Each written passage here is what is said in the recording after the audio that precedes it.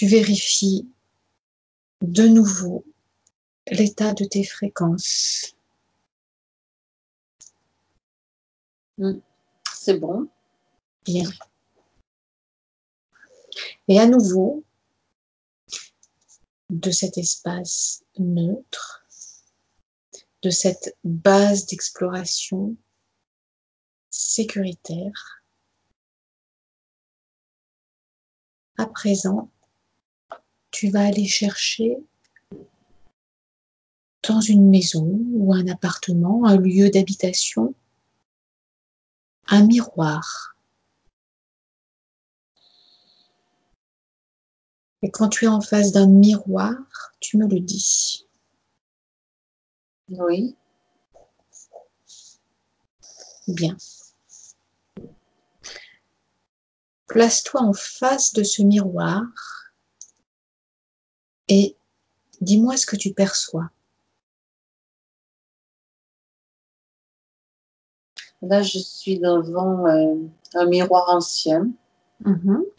C'est avec une bordure dorée, travaillée. Et si tu veux, le teint du miroir, il est un peu... On voit qu'il est usagé un petit peu. Tu vois, c'est pas un miroir moderne, en fait. Je sais pas pourquoi, c'est plutôt un miroir ancien. Bon, si je me place en face du miroir, oui, bon, ben, je vois mon image. Regarde d'un point de vue énergétique ce que tu perçois. Sur le plan physique, tu vois ton image. Et sur le plan énergétique, que perçois-tu?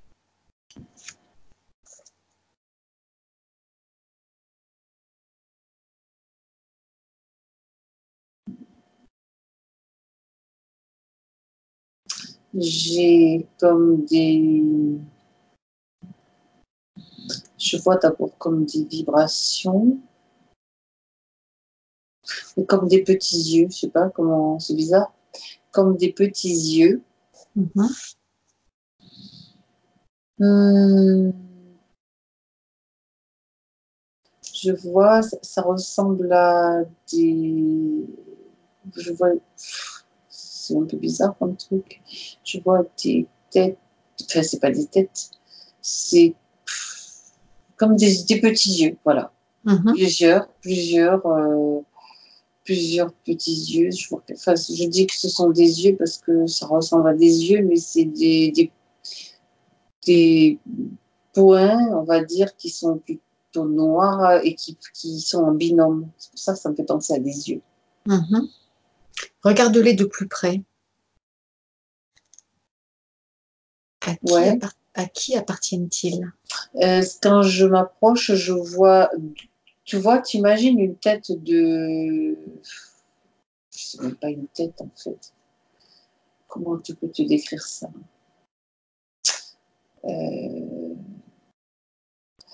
Tu imagines comme quelque chose d'ovale et de... Ça me fait penser, bon, je vais te dire ça, que ça sera plus facile à comprendre. Comme une tête de fantôme avec deux trous, si tu veux, juste la tête.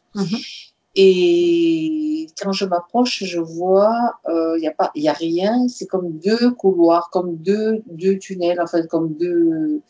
C'est deux trous noirs, en fait. C'est bizarre, hein? Donc, je ne sais pas à qui ça appartient. Est-ce qu'ils ont des consciences? J'ai pas la sensation de conscience. Là, j'ai la réponse qui me vient spontanément. J'ai l'impression que ce sont des passages. Plutôt. Bien. Il est dit souvent que les miroirs sont des passages vers d'autres mondes. Eh bien, voilà. Tu vois, je me suis focalisée sur ce que je voyais.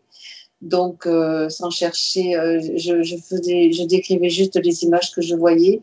Mais effectivement, il y en a plusieurs. Hein, il n'y en a pas qu'un, il y a plusieurs passages. Mais c'est ça.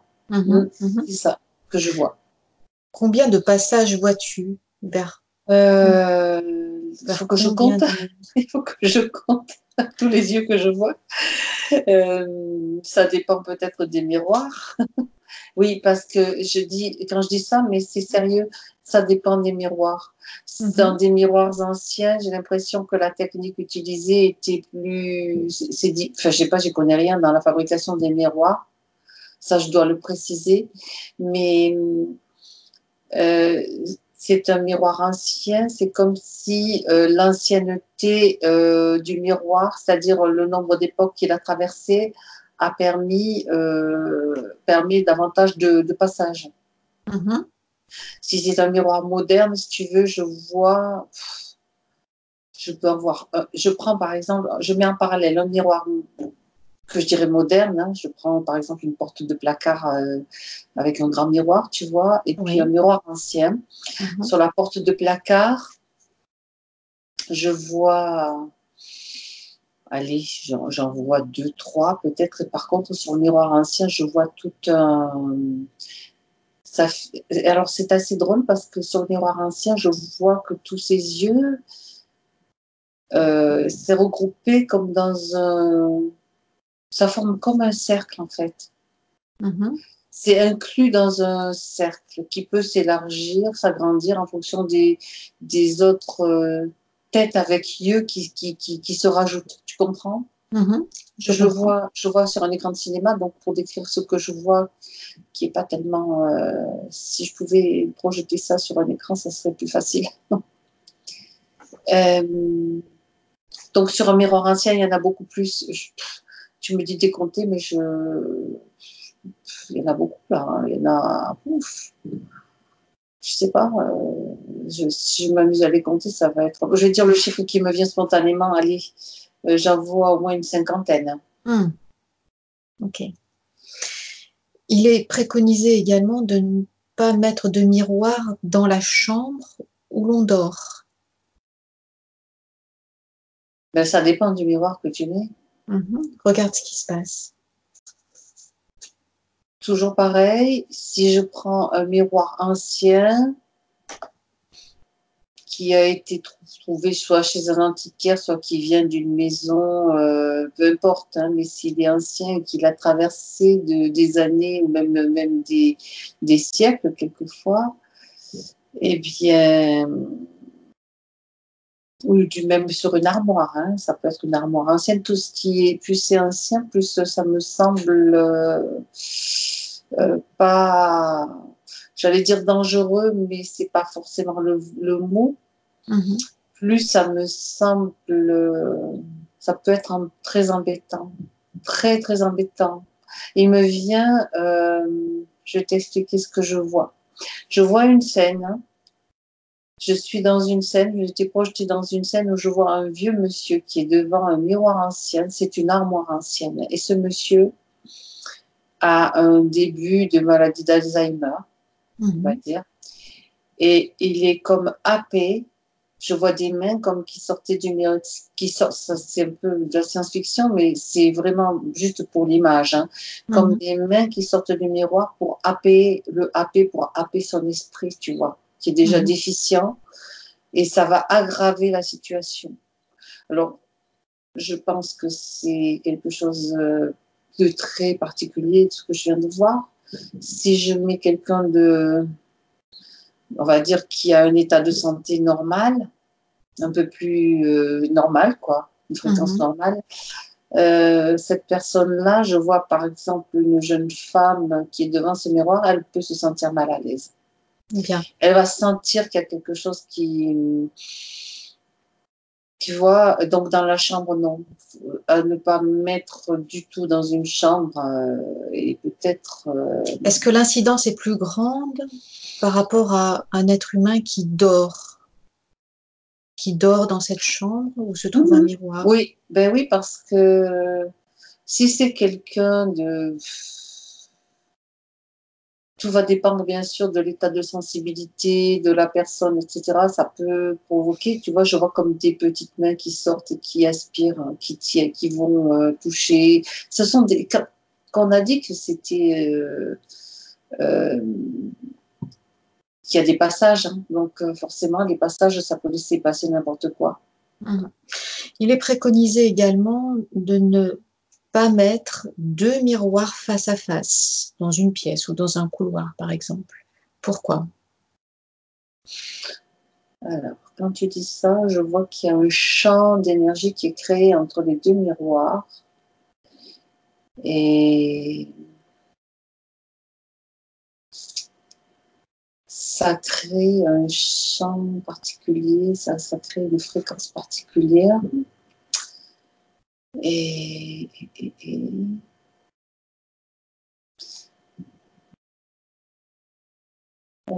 si tu passes là, c'est comme si ça...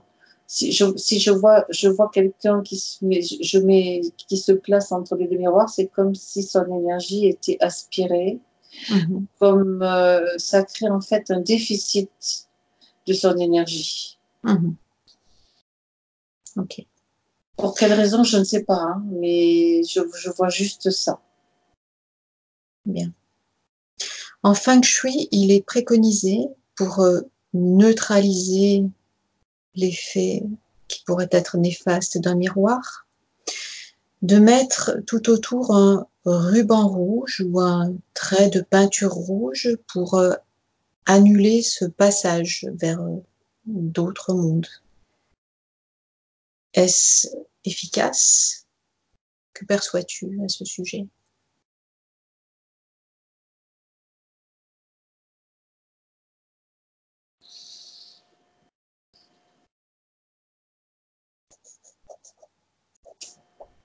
Il faut que je regarde attentivement. Je vois le ruban rouge, un peu un trait rouge, si tu dis. Tout autour de l'encadrement du miroir. Effectivement, oui, ça a l'air de fonctionner. Pourquoi? Parce que je vois la vibration de la couleur rouge, en fait, qui... Alors, c'est pour ça qu'il fallait que je regarde parce que je ne comprenais pas trop, que ça se mette en place et que je comprenne ce qui se passe. Je vois la vibration de la couleur rouge qui crée comme un champ de... attends, je vais trouver les mots exacts. Ça brouille ça brouille les passages, en fait, ça brouille les fréquences des passages. Donc, si tu veux, le miroir, je le vois tout lisse, en fait, maintenant. Oui, ça annule, c'est vrai. Je confirme. Bien. Ça fait un brouillage. Donc, quand je regarde les yeux maintenant, ce que je t'ai décrit tout à l'heure comme des yeux avec des têtes de fantômes, c'est comme si il y a du brouillard devant. Il n'y a plus les yeux. Ça se brouille. C'est brouillé. C'est ça. Très bien. En magie, sont utilisés des miroirs noirs. Et il a été fait en tout cas une analogie avec ces miroirs noirs utilisés en magie et les écrans de télévision, d'ordinateur, de smartphone, qui effectivement, quand ils sont éteints, sont comme des miroirs noirs. Que perçois-tu à ce sujet? Dans les miroirs noirs utilisés en magie, c'est quelque chose qui est fait volontairement. C'est pas tout à fait la même chose quand même, c'est pas tout à fait le même impact. On peut faire la comparaison si tu veux, mais quelquefois, dans les comparaisons qui sont faites, il y a des exagérations. Il faut faire attention aussi aux exagérations à ce niveau-là. C'est-à-dire que si tu veux voir ton écran éteint comme un miroir, comme un passage qui peut être dangereux, comme quelque chose qui va aspirer ton énergie, ben oui, mais la plupart du temps, ça ne va pas être le cas. Je veux dire, c'est aussi, faut sortir aussi des vieux schémas de pensée je comprends ce que tu as demandé comme question. Moi, je ne le vois pas du tout de la même façon. C'est-à-dire qu'un écran éteint, c'est effectivement, il y a peut-être un tout petit peu une, comment dire, il y a une légère, un léger effet similaire, mais c'est vraiment, ça n'a rien à voir quand même. Hein. Ça n'a rien à voir. Non, c'est pas, pour moi, c'est pas la même chose. Hein. C'est pas parce que derrière il y a l'intention. Je sais bien que dans les télévisions, il n'y a pas forcément de bonnes intentions derrière les écrans de télévision, mais je ne vois pas, je ne perçois pas de cette façon-là, en tout cas. Concernant les miroirs noirs utilisés en magie, pourquoi cette couleur? Pourquoi ce noir est-il utilisé? Est-ce qu'il vient amplifier ou atténuer quelque chose?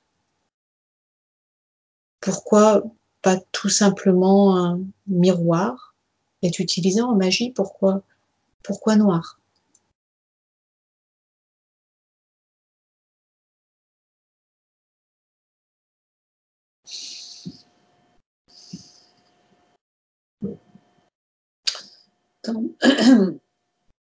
Quand tu me parles du miroir noir, je vois moi apparaître un symbole, c'est le symbole en fait, le symbole, tu sais, satanique en fait, l'étoile. Oui. L'étoile à 5 branches, mais qui a la position justement inversée. Donc, si tu veux, il y a ce symbole qui est derrière en fait. Ce qui veut dire que si toi tu t'amuses à faire un écran noir, un miroir noir, avec une intention non, je veux dire juste une expérience, ça n'a pas d'implication. Mais là, derrière, il y a autre chose. Il y a déjà une intention maléfique, si tu veux. Quand tu me parles de l'écran noir en magie, moi je vois pas de la magie bénéfique. Je vois tout de suite ce symbole et ce passage. C'est aussi un passage, hein. Un passage bien sûr c'est comme oui, c'est un passage, une fréquence en fait ça te relie directement à cette énergie-là. Vraiment, c'est ce que je vois. Très bien. Mais déjà, toujours, je rajouterai une chose qui me vient, c'est que toujours, il y a toujours une intention derrière. S'il n'y a pas l'intention, ça reste neutre, mais il y a une intention quand même qui est volontairement associée à ce que je t'ai dit. D'accord. Reliée. Éloigne-toi à présent de ces miroirs noirs utilisés en magie et rapproche-toi d'un poste de télévision. Tu sais, ces anciens postes de télévision dits à tube cathodique. Oui. Et qui, au départ, nous a-t-on dit, avaient été inventés pour l'utilisation et dans l'intention de communiquer avec d'autres espaces-temps, d'autres dimensions. Est-ce que tu vois effectivement ce type de passage dans ces écrans-là? Ce que je vois, la seule chose que je vois, c'est-à-dire je vois des particules en fait qui sont projetées à travers cet écran vers le cerveau des gens qui sont assis devant. Comme des particules, moi je les vois bien sûr comme solides, mais c'est pas du tout le cas bien sûr, parce que je suis dans le subtil, mais je vois que vraiment ça, c'est quand même très, c'est des particules, voilà. C'est ce que je vois pas forcément d'autres mondes derrière, hein. Je vois juste des méthodes de manipulation qui sont de plus en plus perfectionnées. C'est tout.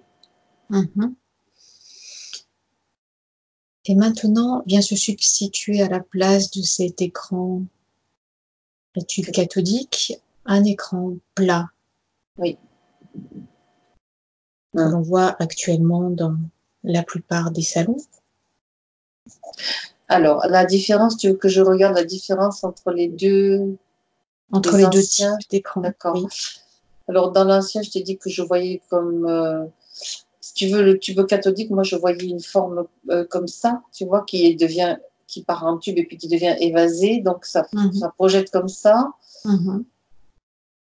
Avec les écrans plats, donc ça atteint, en plus en même temps, je reviens sur le tube cathodique, les particules que je voyais, elles n'étaient pas très, comment dire, elles n'atteignaient pas forcément la cible parce que c'était un petit peu maladroit, je dirais, comme quand tu tires sur des cibles et que tu n'es pas très doué. Si tu veux, c'était les débuts. Maintenant, par rapport à un écran plat, alors je me place devant, enfin sur le côté, et je regarde ce que je peux voir avec des personnes en face. Là, ça me semble un peu plus pervers dans le sens où je sais pas comment dire ça.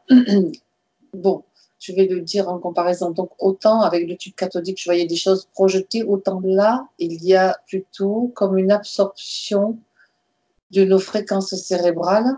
Une aspiration. Une aspiration. En même temps, je vois défiler des méthodes de plus en plus sophistiquées, des messages subliminaux, bien sûr, sans arrêt, sans arrêt, sans arrêt. Oui, c'est comme si ça absorbe. Je vois plus une aspiration, tu vois, de nos fréquences cérébrales. Et ah oui, il y a un effet quand même un petit peu différent. C'est comme, c'est l'effet hypnose en fait, l'effet hypnotique. Hein. Ah oui, mais totalement, c'est ça. C'est pas du tout le même. Disons que ce sont des méthodes qui ont été testées au début, qui se sont bien sûr améliorées jusqu'à rendre carrément mettre des personnes, enfin des êtres en état d'hypnose. Hein. Manipulation des degrés.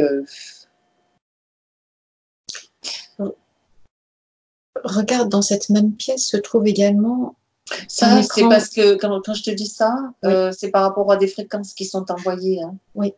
Tu sais que les fréquences sonores, les fréquences visuelles, je vois les lumières, tu sais, qui clignotent, qui sont émises d'une certaine façon.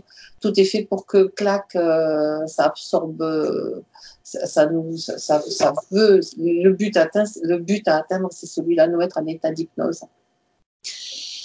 Regarde à présent, à côté se trouve un écran d'ordinateur. Est-ce que l'objectif est le même? Est-ce que les effets sont les mêmes?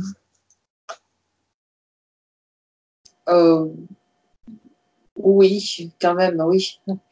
Il y a quand même aussi, même sur les écrans des smartphones, hein, tu as aussi à peu près le même type d'effet, c'est-à-dire absorber notre attention, absorber notre maximum de nos fréquences cérébrales qui font que, ben, hop, on devient addict. Même, ça peut être même pire, hein, dans le sens où l'ordinateur, les téléphones, c'est branché directement sur...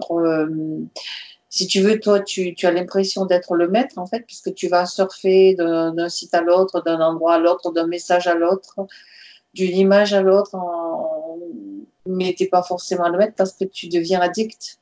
Donc, dans un certain sens, le but visé, c'est aussi d'être de la manipulation et de te diriger inconsciemment sur des choses qu'on veut te faire soit acheter, soit te faire croire, soit te faire acheter, soit toujours manipulation. Et au-delà de cette manipulation, où va donc cette énergie qui est aspirée à travers ces écrans?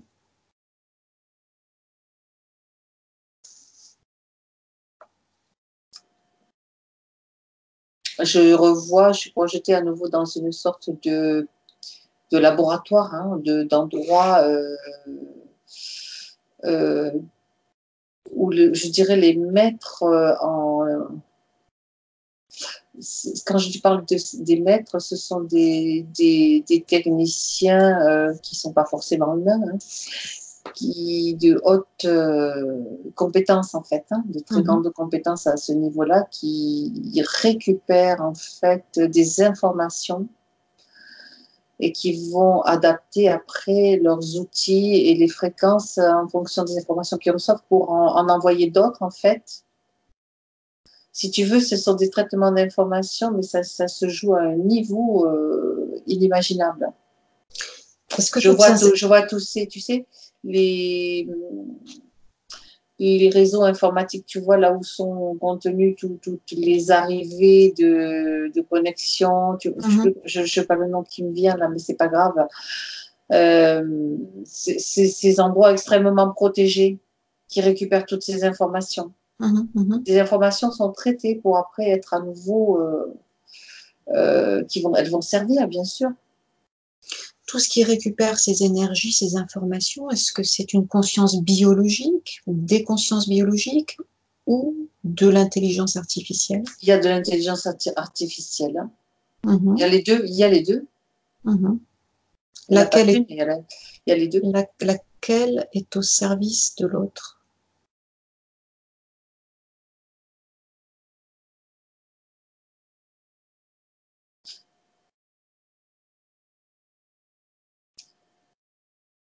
Attends, parce que je suis en train de... C'est difficile de répondre hein, parce que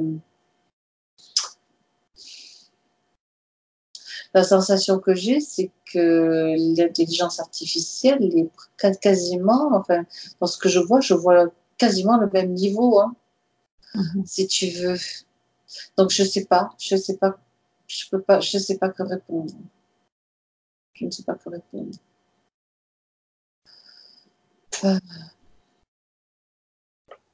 Bien. Est-ce qu'il te vient d'autres informations à ce sujet?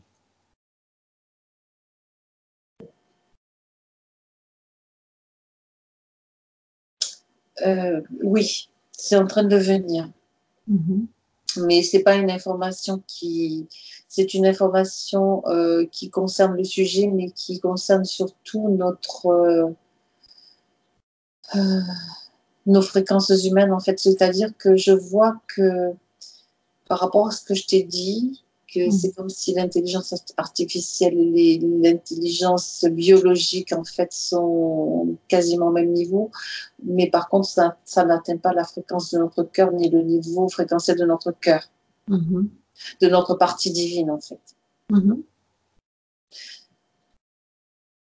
Parce que le but ultime, en fait, est de détourner, de réussir à capturer, je dirais, ces parties-là, nos parties, je dis toutes, je vois celle de l'humanité, en fait, hein, et de l'intégrer dans le réseau. Mais ça, c'est pas possible. Je sais pas pourquoi je dis ça, mais je sais même pas comment on peut aller plus loin dans cette information, mais c'est ce que je vois. Bien. Ça, c'est la partie non accessible, réservée. Que même toutes les ondes qu'ils envoient, toutes les fréquences hypnotiques en fait et manipulatoires ne peut pas toucher si on se relie à ça. C'est notre partie divine. Bien sûr. Oui. Bien. Parce que l'information que je reçois aussi, c'est que bon, ok, on a accès à pas mal d'informations, on le sait, mais il ne faut pas rester sur ces fréquences basses parce qu'on est bien au-delà de tout ça.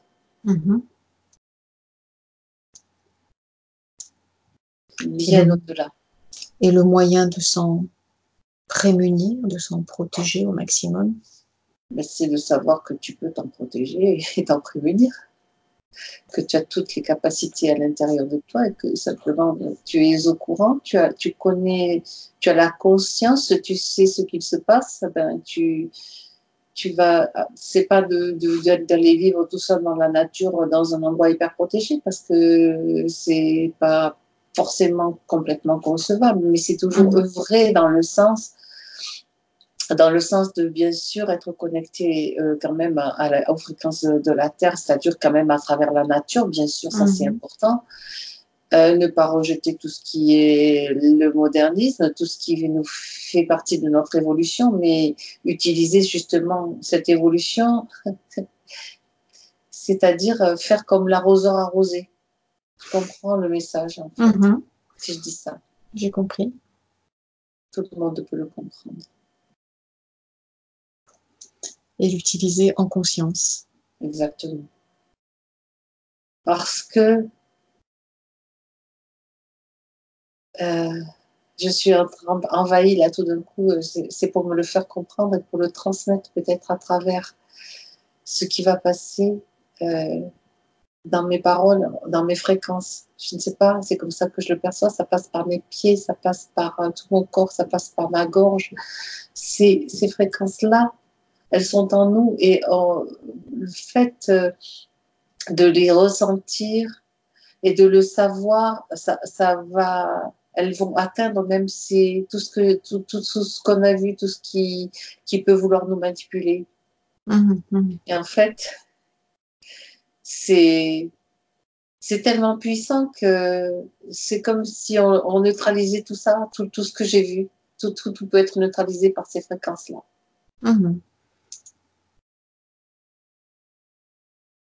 Il suffit de... Vous ne pouvez pas imaginer la puissance. C'est d'une puissance, mais... Wow. Il suffit d'en prendre conscience et de le ressentir. Oui. Ça part du cœur, ça part de toutes ces consciences qui sont là, qui attendent, qui vraiment sont prêtes à ça. Il y en a énormément. C'est super. Ça redescend, tu vois. Je sens qu'il y a quelque chose qui est passé, je pense, à travers... je sais pas quoi, hein, parce que moi j'ai l'impression de parler, de dire des trucs tout à fait c'est banal, quoi. Hein, mais bon, je pense que ça va traverser. L'information est bien passée. Tu l'as ressenti? Oui. Ah. Tu peux revenir à présent sur ta base, tranquille, en sécurité. J'étais pas du tout en danger. Je me suis pas du tout sentie en danger, tu vois.